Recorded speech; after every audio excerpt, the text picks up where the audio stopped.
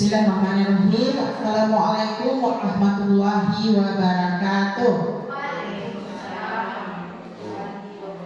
Alhamdulillahirabbil alamin wassalatu wassalamu ala asyrafil anbiya'i wal mursalin wa ala alihi wa sahbihi ajma'in. Asyhadu an la ilaha illallah wa asyhadu anna Muhammadan abduhu wa rasuluh la nabiyya ba'da amma ba'du. Pertama, marilah kita mengucapkan puji syukur kehadirat Allah Subhanahu wa taala. Di siang hari ini kita bisa berkumpul di ruangan sederhana kita ini. Kita hadiahkan kepada arwah junjungan kita yang mulia Nabi besar Muhammad Sallallahu Alaihi Wasallam yang telah membawa umatnya dari alam kegelapan ke alam yang penuh ilmu pengetahuan seperti yang sama-sama kita rasakan pada saat ini. Yang sama-sama kita hormati Bapak Ibu Majelis Guru yang telah hadir di ruangan ini, seterusnya tenaga pendidik, operator yang terkhusus saya mengucapkan terima kasih kepada ibu-ibu yang telah hadir dan meluangkan waktunya di ruangan kita ini dalam rangka hari ini, yaitu menerima pemaparan atau ilmu tentang disiplin positif. Disiplin itu sering kita mendengar kata disiplin, yang mana disiplin itu adalah taat aturan. Jadi sebelum selanjutnya kita akan mengenal dulu apa makna dari kata disiplin. Disiplin itu kalau dalam budaya kita bisa dimaknai menjadi sesuatu yang dilakukan seseorang pada orang lain untuk mendapatkan kepatuhan. Jadi salah satu tindakan positif, jadi dari disiplin ini merupakan salah satu tindakan positif. Jadi di sekolah kita ini kita membangun yang namanya disiplin positif, itu butuh juga perjuangan dan usaha dari kita bersama. Tidak bisa dari kepala sekolah saja, juga dari seluruh warga sekolah butuh kerjasama dan kolaborasi yang baik. Kalau kita di sekolah ini sudah membentuk disiplin yang positif, maka terciptalah yang namanya kenyamanan. Kenyamanan itu kita rasakan, baik itu kita sesama guru, bisa juga dengan yang pertama, yang terutama yaitu kenyamanan siswa-siswi kita di sekolah ini. Jadi kenyamanan itu yang menciptakannya adalah kita seluruh warga sekolah ini. Jadi tidak bisa salah satu pihak saja, jadi semuanya butuh kolaborasi yang baik. Jadi kalau sudah nyaman, semua apapun pekerjaan di sekolah kita bisa terlaksana dengan baik. Lanjut. Apa bedanya disiplin itu dengan ada namanya stimulus respon dan teori kontrol? Apa bedanya stimulus respon ini dengan teori kontrol? Bedanya yaitu yang pertama realitas atau keadaan. Realitasnya kalau teori stimulus respon itu keadaan semua kita ini sama. Semua sama, kebutuhan kita sama. Tapi kalau teori kontrol, realitanya kebutuhan kita berbeda-beda. Benar tuh atau salah? Benar. Benar. Masing-masing kita saja, jangankan murid, masing-masing kita ini saja kebutuhannya berbeda-beda. Ya kan? Jadi Bapak dan Ibu yang ada di ruangan ini, masing-masing kita ini tidak sama kebutuhannya. Jadi begitu juga dengan siswa kita, semuanya tidak sama kebutuhannya. Ada yang butuh perhatian lebih, ada yang butuh kasih sayang lebih. Begitu juga dengan kita. Jadi itulah teori kontrol dengan stimulus beda pertama. Yang kedua, semua orang melihat hal yang sama. Kalau teori respon, setiap orang memiliki gambaran yang berbeda-beda. Jadi kebalikan dari yang tadi, kita melihat semua orang sama, kita melihat semua orang itu memiliki gambaran yang berbeda. Kemudian yang selanjutnya kita mencoba mengubah orang agar berpandangan sama dengan kita. Kalau teori kontrol itu kita berusaha memahami orang lain dengan dunia. seterusnya. Jadi jangan kita, begitu juga kita berhadapan dengan murid, kita tidak boleh, jangan sampai kita menganggap murid itu hendaknya sesuai dengan keinginan kita. Tidak boleh sesuai dengan keinginan kita, tetapi kita memandang bahwa dan berusaha memahami murid itu yang memiliki tadi kebutuhan yang berbeda-beda. Kemudian perilaku buruk itu dilihat sebagai suatu kesalahan. Sama dengan anak kita berkelahi, anak kita membuli, anak kita mencontek, kita melihat itu suatu kesalahan. Sebenarnya kalau teori kontrol itu bukan suatu kesalahan, tetapi kita melihat semua perilaku yang dibuat anak itu memiliki tujuan. Seperti anak itu contohnya anak marah terhadap temannya yang mencontek punya kawan tugasnya gitu. Jadi ada anak yang mencontek tugasnya, kemudian dia marah. Dia marah itu memiliki tujuan, bukan kita menyalahkan anak tersebut, tapi apa tujuan anak marah itu yang akan kita kontrol, kita gali apa tujuannya marah. Dia itu sama dengan kita. Kita sekolah ini punya tujuan, kita mengajar ke sekolah ini punya tujuan. Iya, punya. Yang pertama kita tujuannya yaitu ingin digaji. Itu teori. Kalau sebenarnya tujuan utama kita ini mencari uang, mencari kebutuhan kita. Asli itu juga dengan anak. Jadi kita memahami anak itu sesuai. Kita melihat anak itu bukan melihat kesalahan yang dia buat, tetapi kita melihat bahwa semua perilaku anak itu memiliki tujuan. Kemudian orang lain bisa mengontrol saya. Saya berkata orang lain bisa mengontrol saya.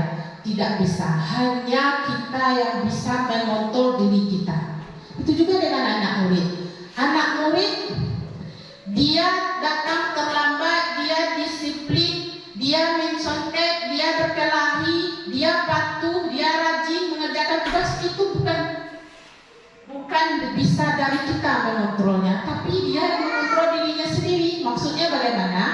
Maksudnya begini, anak itu mau dia mendengar ucapan kita, mau dia mengikuti nasihat kita, karena dia membiarkan dirinya dikontrol kita, dia mengizinkan. Tapi kalau dia tidak mengizinkan, tidak akan bisa. Contoh, anak yang sering datang terlambat. Bagaimana kenapa kamu datang terlambat? Besok jangan terlambat lagi ya.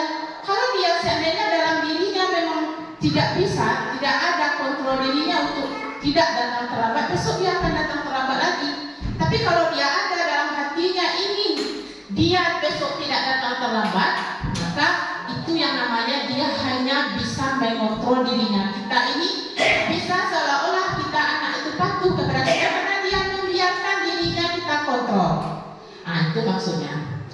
Kemudian saya bisa mengontrol orang lain, Anda tidak bisa mengontrol orang lain. Itu sama teorinya dengan tadi.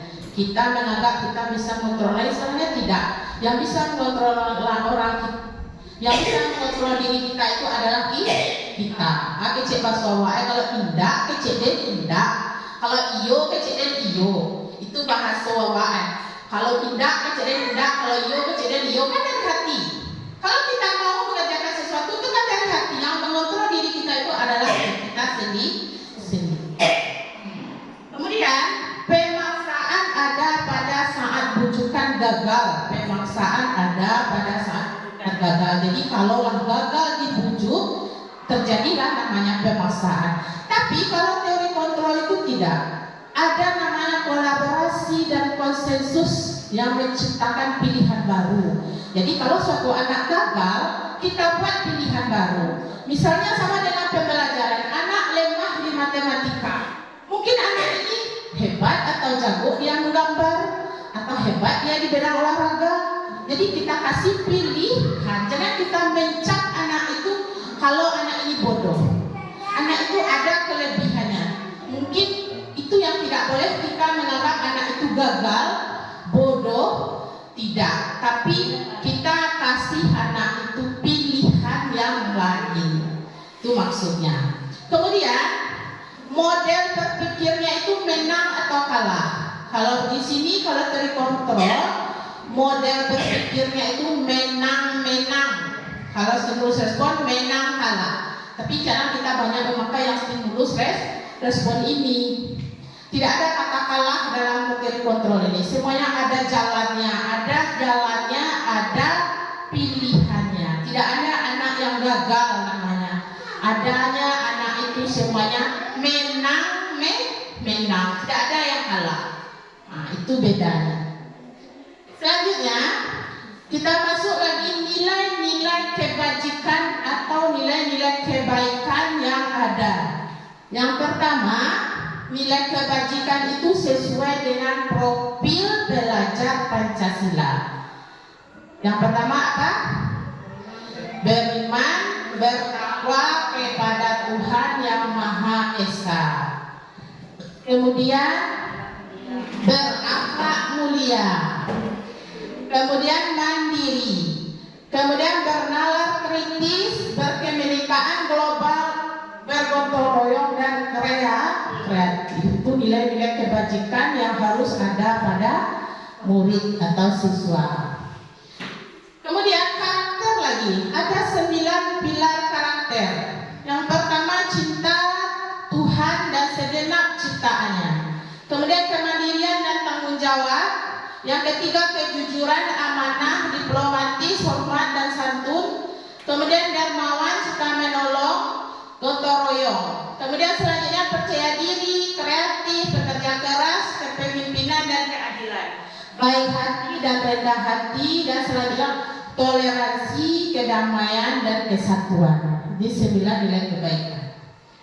Kemudian dalam mencapai nilai kebaikan tersebut, manusia tentu berperilaku. Apa 3 motivasi perilaku manusia itu? Sama dengan kita sebagai guru, sama dengan murid, kita berperilaku ini ada motivasinya. Yang pertama yaitu untuk menghindari ketidaknyamanan atau hukuman. Ya kan? Kita ingin rumah, kita ingin uang, itu kita tujuannya ya apa itu? Untuk kenyamanan. Jadi itu juga dengan murid kalau berperilaku dia tujuannya itu untuk menghindari ketidaknyamanan atau hukuman.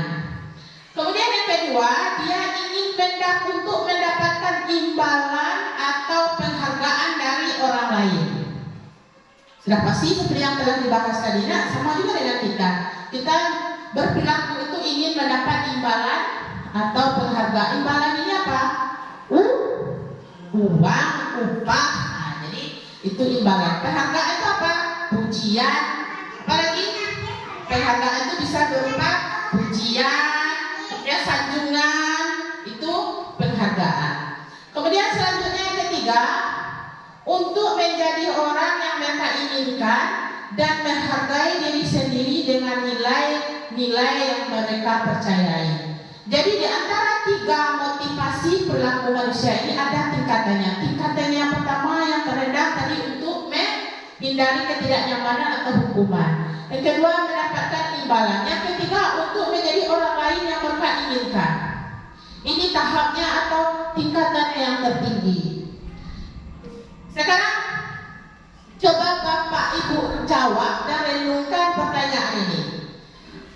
Sebagai seorang guru, saat Anda mengajar di kelas tepat waktu, motivasi apa yang mendasari tindakan Anda?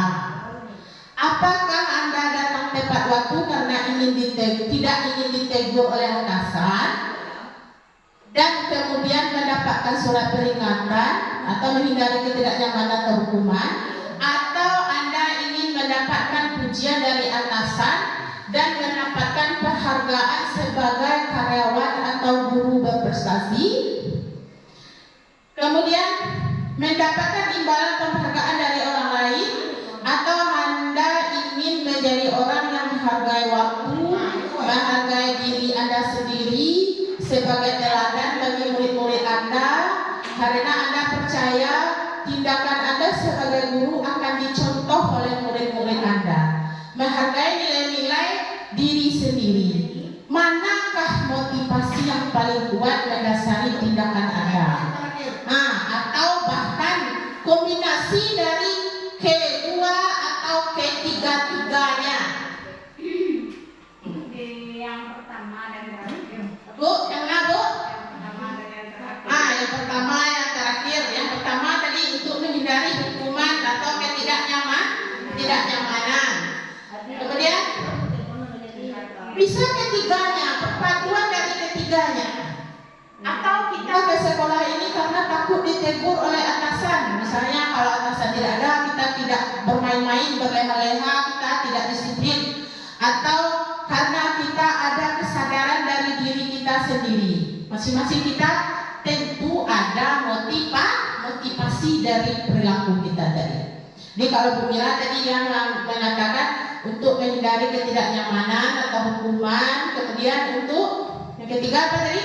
Untuk menjadi nilai, menjadi tauladan bagi murid-murid atau menghargai nilai-nilai diri sendiri.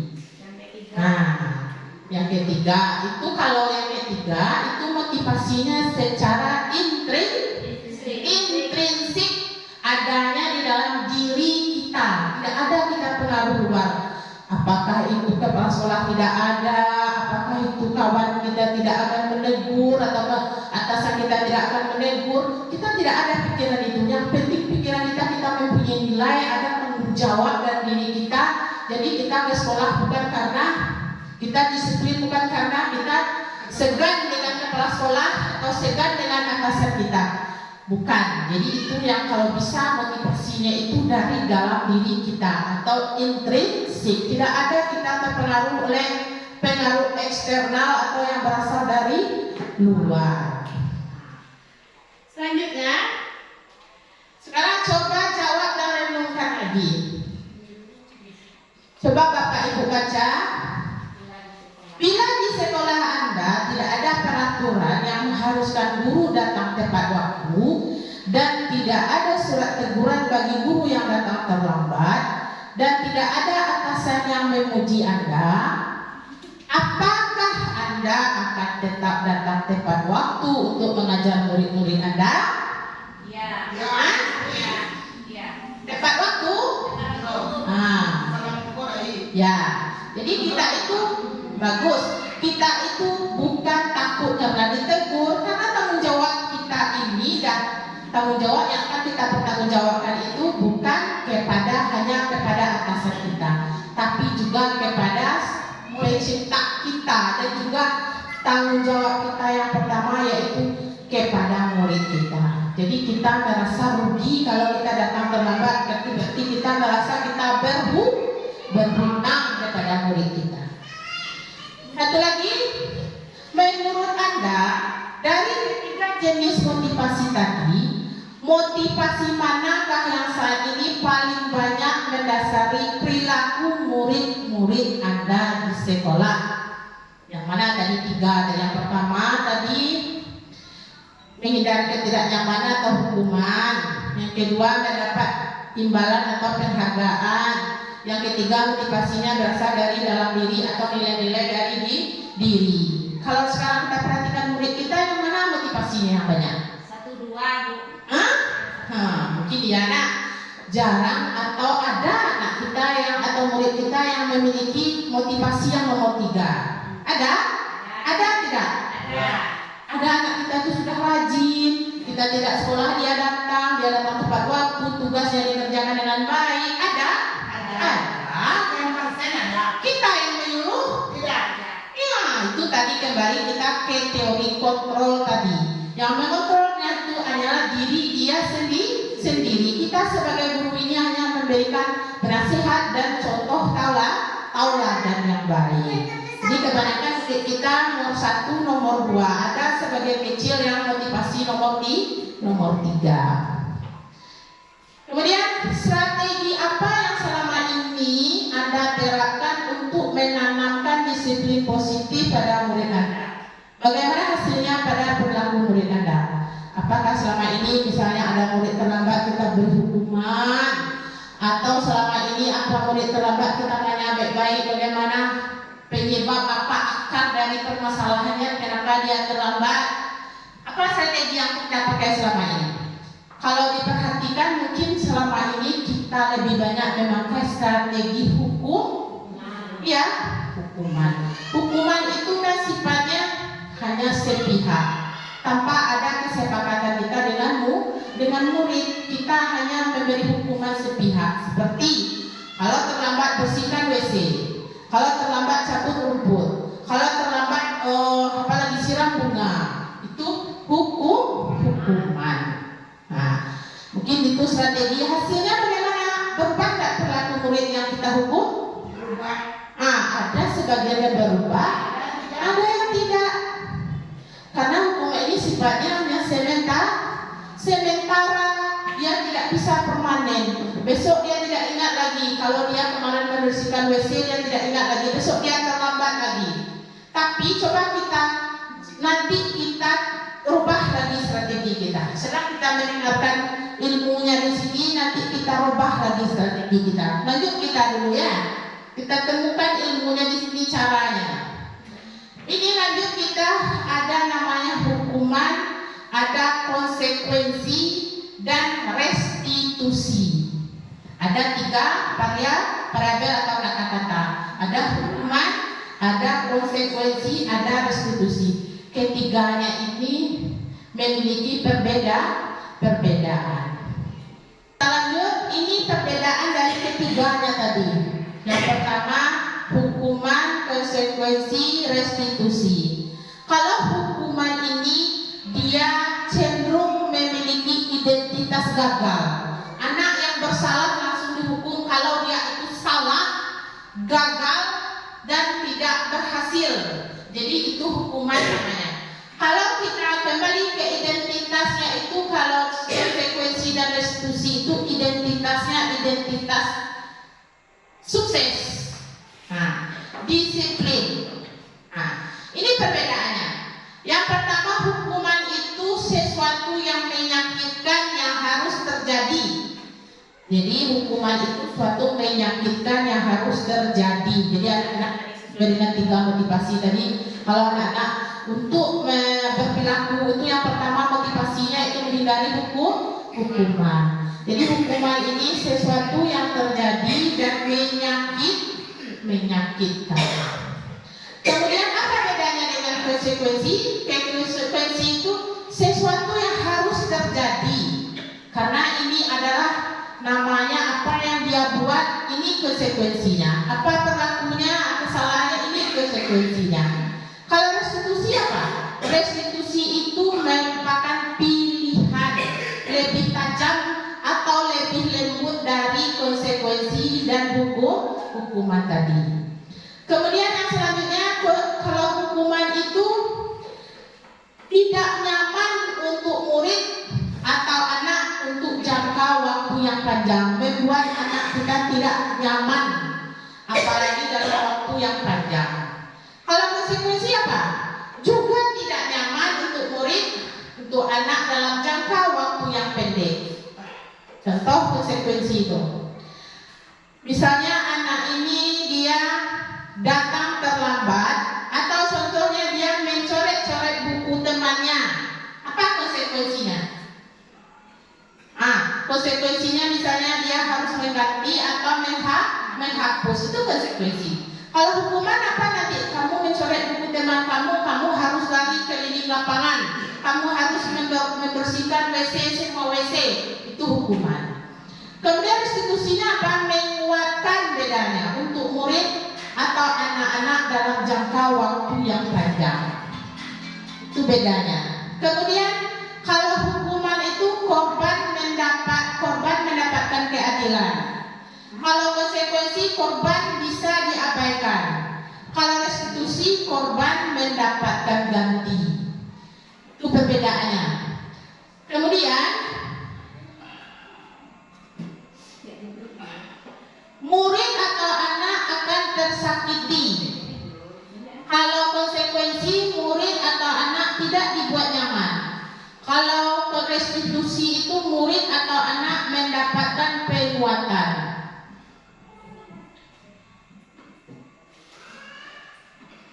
Lanjut.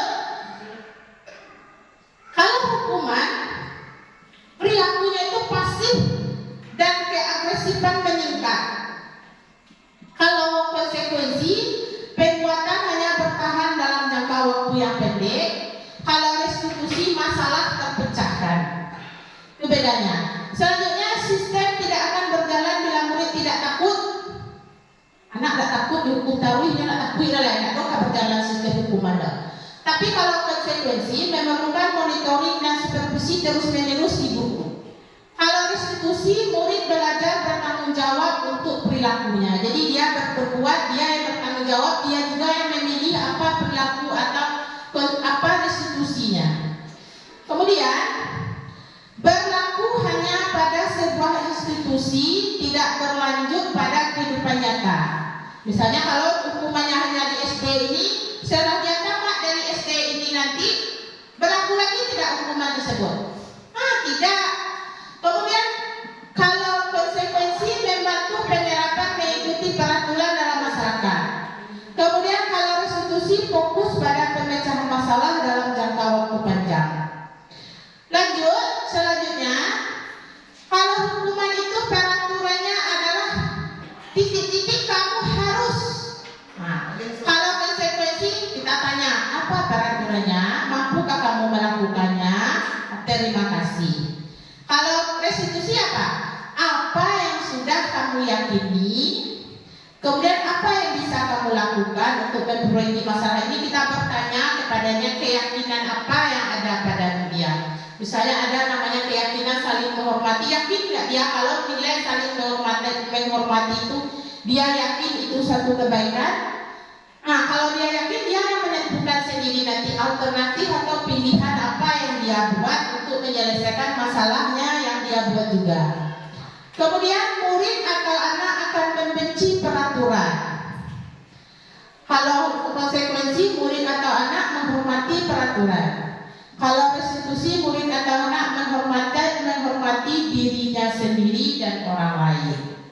Itu bedanya antara hukuman, konsekuensi, dan tadi restitusi. Berarti yang ketiga lebih. Restitusi ini yang kita harapkan. Kita harapkan restitusi ini anak itu sudah apa yang ada di dirinya itu sudah ada, sudah melekat pada dirinya. Lanjut lagi kita masuk kepada keyakinan kelas. Keyakinan kelas. Mengapa namanya keyakinan kelas? Mengapa tidak peraturan kelas saja? Kenapa namanya keyakinan? Karena keyakinan kelas ini memiliki ciri-ciri. Yang pertama yaitu keyakinan kelas itu bersifat lebih abstrak daripada peraturan yang lebih rinci dan konkret. Jadi peraturan itu lebih rinci, kalau keyakinan kelas ini lebih abstrak. Keyakinan kelas ini berupa pernyataan-pernyataan yang universal atau umum. Kemudian pernyataan keyakinan kelas ini senantiasa dibentuk dalam bentuk positif. Contohnya seperti ini. Contoh peraturan di sekolah kita ini dilarang membuang sampah sembarangan. Itu kan peraturan. Kalau keyakinan kelas kita pakai kata positif. Contohnya apa? Membuang sampah ke dalam tong sampah. Tidak ada kata tidak boleh, tidak ada kata dilarang. Itu maksudnya. Memakai kata yang positif. Kalau kata tidak atau kata dilarang itu kan kata-kata negatif. Contoh, anak dilarang mencontek. Itu kan kata-kata memakai kata negatif. Kita ganti dengan apa? Kejujuran dalam belajar, ya kan? Kalau mencontek itu artinya apa? Anak tidak jujur, sama dengan anak itu mencuri, ya kan? Mencuri jawaban temannya. Kemudian keyakinan kelas itu hendaknya tidak boleh terlalu banyak sehingga mudah diingat dan dipahami oleh seluruh warga kelas. Tidak boleh panjang-panjang, tidak boleh sepanjang salwe diam dong, tidak boleh tauntai sampai ke lantai panjang dong. Harus sesuai dengan, kalau bisa tidak perlu 4 poin saja tidak apa-apa, tapi mencakup atau semuanya. Contoh, misalnya di dalam kelas ini kita saling menghormati. Kalau udah saling menghormati, tercakup semuanya. Tidak boleh berkelahi di situ. Nah, tidak boleh mencontek, tidak boleh ribut. Nah, sudah ada di dalam itu. Jadi abstrak kata-katanya itu satu keyakinan kelas itu mewakili banyak, itu maksudnya. Kata-katanya dipakai kata-kata yang positif. Kemudian keyakinan kelas itu sebaiknya sesuatu yang dapat diterapkan di lingkungan tersebut. Jangan kita memakai keyakinan kelas tetapi kita tidak bisa menerapkannya. Contoh, rajin belajar iptek sementara kita tidak cocok. Kenapa? Fasilitas kita tidak mendukung. Jadi sesuaikan dengan keadaan sekolah kita. Kemudian semua warga kelas hendaknya ikut berkontribusi dalam pembuatan keyakinan kelas lewat kegiatan curah pendapat. Maksudnya di sini keyakinan kelas itu bukan guru saja yang membuat. Kita ambil pendapat dari murid. Kita kasih anak itu selebaran kertas kecil. Kita tanya, kita suruh anak menulis di sana apa keyakinan dari kamu yang ingin kamu tuangkan. Nanti mungkin kalau sama ya, misalnya keyakinannya kita ambil satu. Jadi kita simpulkan, itu begitu caranya. Bukan dari kita. Contoh kita membaca, kamu dilarang membuang sampah. Itu dari kita. Kamu tidak boleh harus hormat kepada guru. Itu dari kita. Kita minta keyakinan kelas itu pendapat dari murid kita. Itu begitu caranya. Kemudian selanjutnya, semua warga kelas hendaknya ikut berkontribusi dalam pembuatan keyakinan kelas.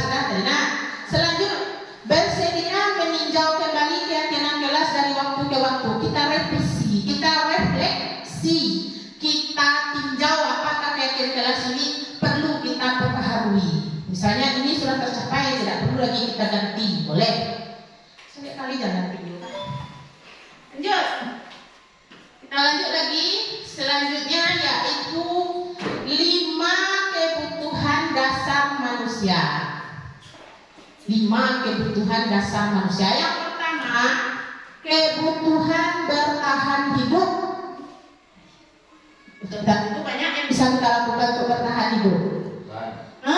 Kan yang pertama, istirahat, bekerja. Kalau kita tidak bekerja, kita tidak bisa bertahan hidup, karena kalau kita bekerja, kita bisa menghasilkan penghasilan atau upah. Kemudian yang kedua, kasih sayang dan rasa ingin diterima. Benar nggak kita butuh itu? Kalau benci saja orang sama kita semuanya bagaimana? Nyaman nggak kita? Tidak. Kita butuh kasih sayang, butuh diterima di sebuah komunitas atau lingkungan. Misalnya di sekolah kok ada terima di panci aja orang seorang, orang nak ibu, orang hijau, orang kecil, orang nyaman nggak kita? Tidak. Terpenuhi kebutuhan kita? Tidak. Jadi itu kebutuhan dasar kita, kasih sayang dan rasa ingin diterima. Kemudian yang ketiga, penguasaan kebutuhan, penguasaan namanya. Penguasaan itu yaitu kita butuh pengakuan atas kemampuan kita. Kalau kita disepelekan orang, kita dianggap orang tidak bisa, kita dianggap orang bodoh, kita dianggap orang tidak mampu. Terpenuhi kebutuhan kita? Tidak. Kita mengajar di sekolah ini, itu juga dengan murid kita.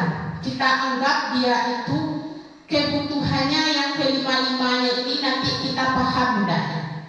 Kemudian yang keempat, butuh kebebasan. Ya, butuh kebebasan. Kalau kita semuanya gerak kita dibatasi, nyaman kita? Tidak. Kemudian yang kelima, kita butuh kesenangan atau merasa senang. Kita butuh tertawa, kita butuh hiburan, kemudian kita butuh rekreasi, jalan-jalan. Itu namanya kesenang. Kalau kita senang makan, kita butuh makan. Kita makan semua yang ada. Semua yang kita sukai kita makan. Tidak boleh kita tahan-tahan karena itu kesenangan. Jadi misalnya kita senang, misalnya jalan-jalan, kita jalan-jalan sekali seminggu atau libur kita jalan-jalan. Itu juga dengan murid kita. Ada murid itu senangnya olahraga, senangnya main bola, kita salurkan semuanya. Senangnya menggambar. Tidak boleh yang di buku.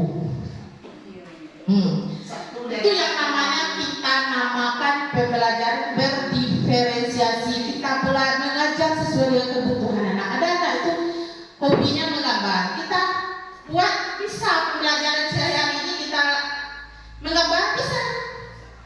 Semuanya bisa. Ada ilmunya. Kalau kita tidak tahu kita pelajari semuanya. Kalau tidak ada kita menerima pelajaran atau ilmu di sekolah ini kita cari semuanya ini ada. Kita cari di YouTube. Ada namanya pembelajaran berdiferensiasi. Berdiferensiasi itu kita belajar sesuai dengan kebutuhan murid, kesenangan murid, minat murid. Nah, gitu. Dan kita lanjut lagi poin selanjutnya yaitu 5 posisi kontrol. Kita sebagai guru, kita yang namanya tadi ada mengontrol murid. Ada kita memakai 5 posisi kontrol. Yang pertama yaitu posisi kontrol sebagai penghukum. Pernah nggak kita melakukannya? Pernah ya? Sebagai penghukum? Hah? Pernah? Nah, artinya sebagai penghukum ini kata-kata yang keluar dari mulut kita, contohnya patuhi aturan saya atau awas kamu kalau tidak mematuhi peraturan saya. Itu kita sebagai penghukum. Atau kamu selalu saja salah. Kamu selalu terlambat. Kamu selalu datang terlambat. Kamu selalu tidak membuat PR. Patuhi peraturan ibu. Kamu harus membuat PR. Kamu harus datang tepat waktu. Kamu harus mengerjakan semua tugas. Itu kita sebagai penghukum. Itu kata-kata yang keluar. Kemudian selalu yang terakhir selesai. Kamu selalu yang terakhir selesai. Ada kata selalu. Padahal kadang tidak ada. Kan nggak selalu murid. Nah, mungkin ada sekali-sekali dia rajin atau kita hilangkan itu. Itu kalau dia sebagai penghukum. Kita tidak melihat itu. Misalnya anak yang saya datang terlambat, kamu selalu datang terlambat. Padahal pernah dia tidak terlambat. Tapi kita tidak baca itu. Berarti kita itu, berarti selalu ini yang salah. Kita menganggap anak itu selalu datang terlambat. Padahal ada dia mungkin tidak terlambat, kita tidak sebutkan. Hanya kita sebutkan hanya kesalahannya saja. Itu sebagai penghukum. Kemudian yang kedua, posisi kontrol kita itu sebagai pembuat merasa bersalah. Misalnya anak itu membuat kesalahan, kita buat kata-kata seperti ini. Ibu sangat kecewa sekali dengan kamu. Kita pasang wajah sedih, kita pasang wajah gemelas, kita seolah-olah sangat kecewa, sangat sedih. Itu supaya anak itu merasa bersalah. Kemudian ada kata-kata lagi, berapa kali Bapak harus memberitahu kamu ya? Artinya kita ini sudah bosan memberitahu dia. Kita ini sudah bosan, sudah sering kita beritahu tapi tidak berubah. Berapa kali Bapak mesti tahu kamu ya, kamu tidak berubah. Kamu selalu begini, selalu terlambat. Padahal tidak ada. Padahal mungkin ada dia datang selalu. Kemudian seperti anak kelas 5 ya Pak, selalu dijemput. Padahal ada dia tidak datang dijemput ke rumahnya. Tapi kita misalnya memberi kata selalu. Atau kalau Bapak rasa bersalah ini berapa kali Bapak memberitahu kamu ya? Jadi kita seolah kita sudah bosan memberitahu dia, tapi dia tidak mau berubah. Atau gimana coba kalau orang tua kamu tahu kamu berbuat begini? Kita bangkitkan kesedihannya, kita buat dia merasa bersalah bukan hanya kepada kita, tetapi juga kepada orang tua mereka. Nah, itu artinya kita posisi kontrol kita itu membuat rasa bersalah. Kemudian yang ketiga, sebagai teman. Posisi kontrol kita sebagai teman. Kalau sebagai teman ini kita keluarkan kata-kata kalau anak itu berbuat salah, misalnya, ayo bantulah demi bapak ya, atau demi ibu ya. Kita menganggap anak itu sama dengan kita anggap anak itu teman. Atau, ayo, ingat tidak bantuan bapak selama ini? Kemana kau lakuin? bapak selama ini kepada kamu. Kamu ingat tidak? Jangan kamu berbuat salah, jangan membuat salah lagi, jangan membuat pangai lagi. Tak karena aku bantuan bapak kawatnya itu masalah. Kemudian ada kata-kata lagi, ya sudah kali ini tidak apa-apa, nanti ibu bantu bereskan. Jadi ini sebagai teman. Nanti kalau sebagai teman ini ada negatifnya. Apa negatifnya? Anak-anak itu ada sawah balantehangan kawat, ya nak? Balantehangan anak-anak itu kawat. Karena ini menganggap waktu kawan. Tapi ada juga positifnya. Positifnya apa? Anak ini dekat dengan kita. Kalau seandainya ada anak itu bermasalah, dia bisa langsung bertanya kepada kita tanpa ada rasa sungkan. Nah, itu positifnya. Kemudian yang keempat, posisi kontrolnya itu sebagai pemantau. Nah, pemantau ini nanti kalau ada berbuat kesalahan anak, ada kata-katanya di situ. Kita tanya kepada anak-anak itu, peraturannya apa? Misalnya ada anak datang terlambat tadi, kita tanya, peraturannya apa? Pasti anak menjawab begini, peraturannya tidak harus datang tepat waktu bu, jam 7 atau jam 7.30 kita sudah berbaris. Ah, itu kita tanya, dia sudah tahu sebenarnya peraturannya, tapi tugas kita hanya memantau. Kemudian apa kata-katanya lagi pertanyaannya? Apa yang telah kamu lakukan? Misalnya dia datang terlambat, kenapa kamu datang terlambat? Kemudian sanksi apa atau konsekuensinya? Konsekuensinya apa? Konsekuensinya apa? Jadi bukan kita yang menimbulkan atau membuat suatu keputusan, tapi kita bertanya kepada anak tersebut. Kita bertanya apa hukumannya atau apa konsekuensinya kalau datang terlambat. Itu posisi kontrol pemantau. Yang kelima lagi. Yang kelima, manajer. Manajer ini adalah posisi kontrol yang bagus, yang baik, yang melakukannya pun tidak bisa instan. Kita juga sebagai guru untuk melakukan posisi kontrol manajer ini juga perlu belajar, perlu juga berproses, tidak bisa instan. Kenapa? Karena kita lebih cenderung sebagai pendukung. Karena kalau kita anak berbuat salah, kita emosi. Kalau manajer ini bagaimana? Dia tuh tenang, jadi tidak ada rasa emosi kepada anak itu. Contoh, pertanyaannya apa nanti? Kita lihat anak misalnya berbuat kesalahan, kita bertanya, apa yang sudah kita yakini? Kemudian, apa kamu meyakininya? Kemudian, jika kamu meyakininya, apakah kamu bersedia memperbaikinya? Kemudian kita tanya lagi, jika kamu memperbaiki hal ini, menunjukkan apa tentang dirimu? Kemudian apa rencana kamu untuk memperbaiki hal ini? Nah, itu pertanyaan psikoterapis. Berarti kalau kita bertanya seperti itu, kita harus tenang, kita harus sabar.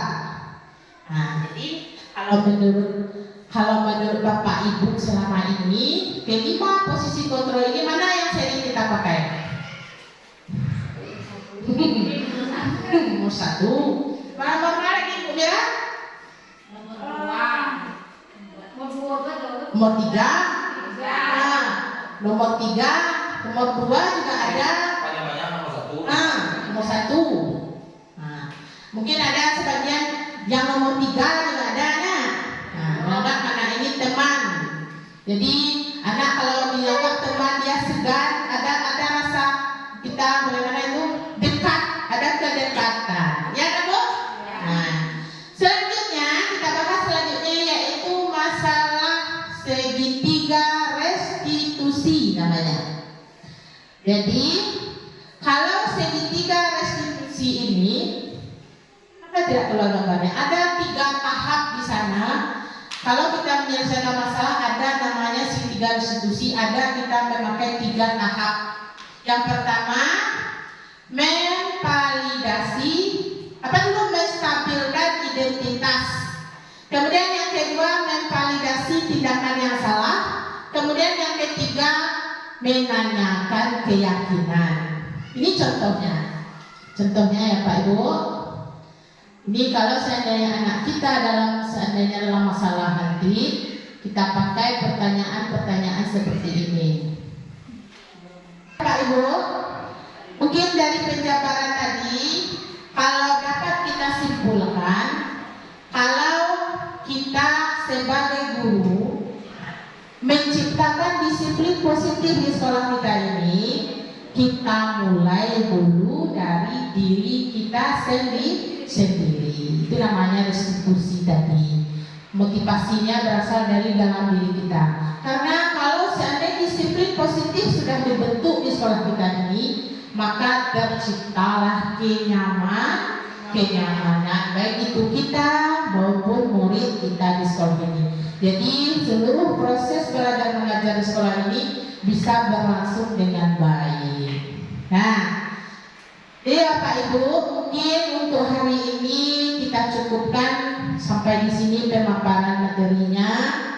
Saya sebagai pemateri meminta maaf jika ada salah kata. Saya mengucapkan terima kasih atas perhatian Bapak Ibu. Saya akhiri dengan wabillahi taufiq wal hidayah. Wassalamualaikum warahmatullahi wabarakatuh.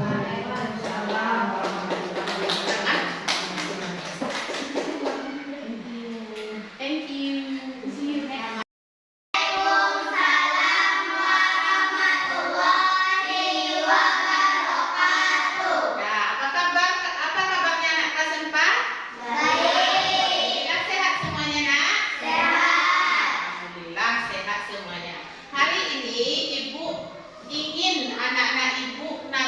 Membentuk namanya keyakinan kelas.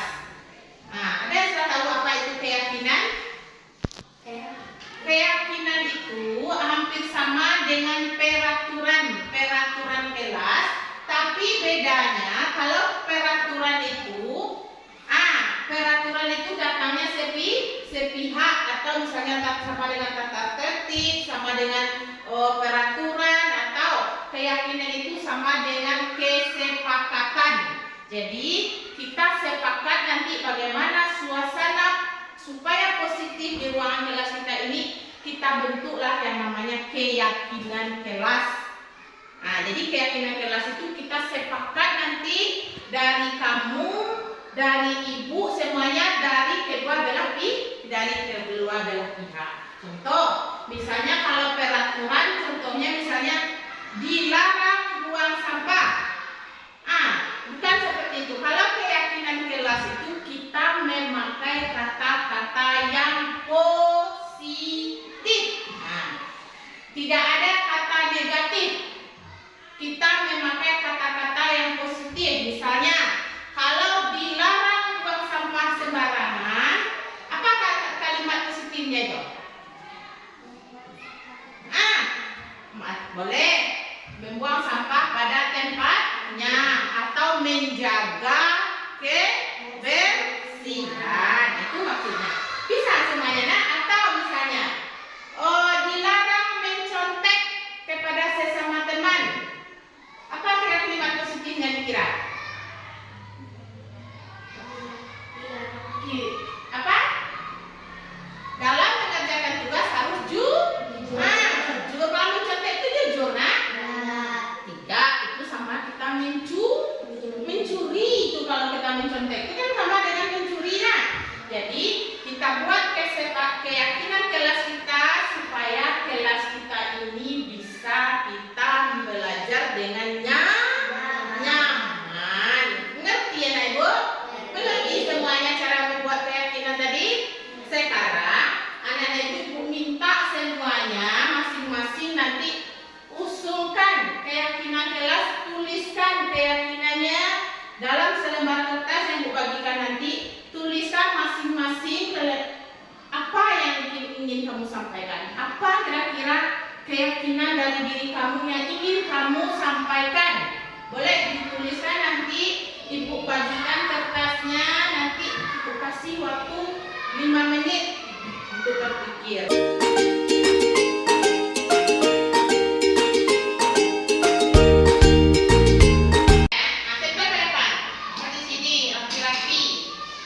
Di sini.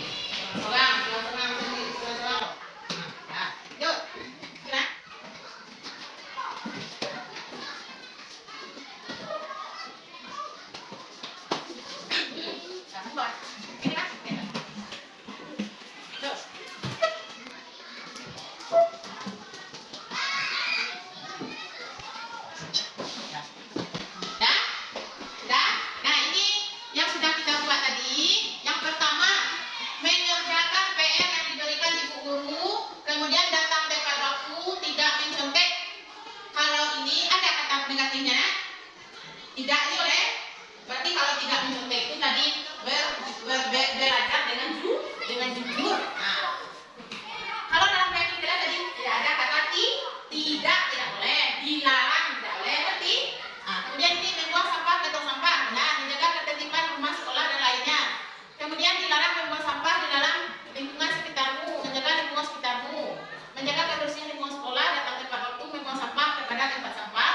Kemudian harus datang tepat waktu membuang sampah pada tempatnya, buang sampah pada tempatnya, datang tepat waktu, jaga kebersihan, tidak boleh buang sampah sembarangan. Ini masih kata negatif. Jadi kalau ada kata tidak boleh, kata dilarang, kata negatif. Jadi kita tidak kata negatif. Jadi sesuai dengan ini. Nah, tadi yang mana yang kita pakai? Yang pertama, datang tepat waktu. Kemudian berarti membuang sampah di dalam tong sampah. Kemudian menjaga PR dengan guru. Ini tidak mencetek. Nah, kemudian ini sama ya, yang konsepnya tadi sama. Ini menjaga kebersihan, datang tepat waktu juga ada dalam tong sampah. Ini masih ada kata dilarangnya. Tadi kata dilarang tidak boleh ya. Kata yang pakai kata-kata positif. Nah, inilah ada yang lagi yang sama. Kemudian yang kata positif, kata negatif.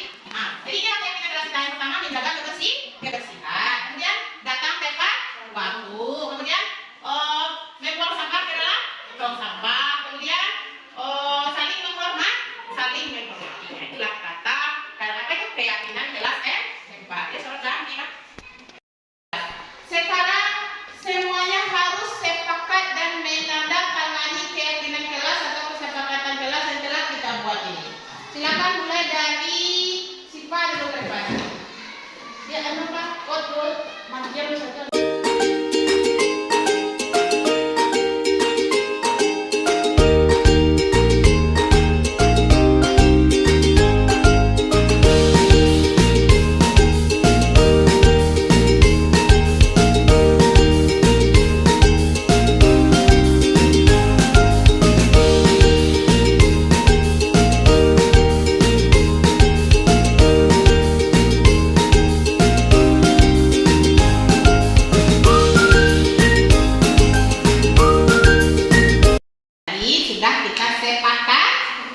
Sudah kita tanda tangani bersama. Jadi ini bukan dari ibu tapi dari kita. Assalamualaikum warahmatullahi wabarakatuh. Waalaikumsalam warahmatullahi wabarakatuh. Perkenalkan, nama saya Zean. Assalamualaikum warahmatullahi wabarakatuh. Perkenalkan, nama saya Inaya Syakira. Assalamualaikum warahmatullahi wabarakatuh. Perkenalkan, nama saya Anggun.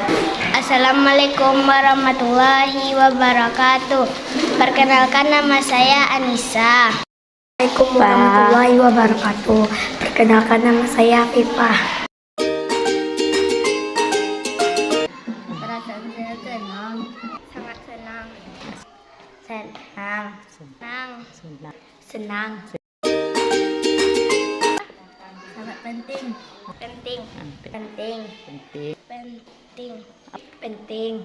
Lebih bertanggung jawab. Membuat Anggun lebih baik. Lebih disiplin. Membuat kita bertanggung jawab.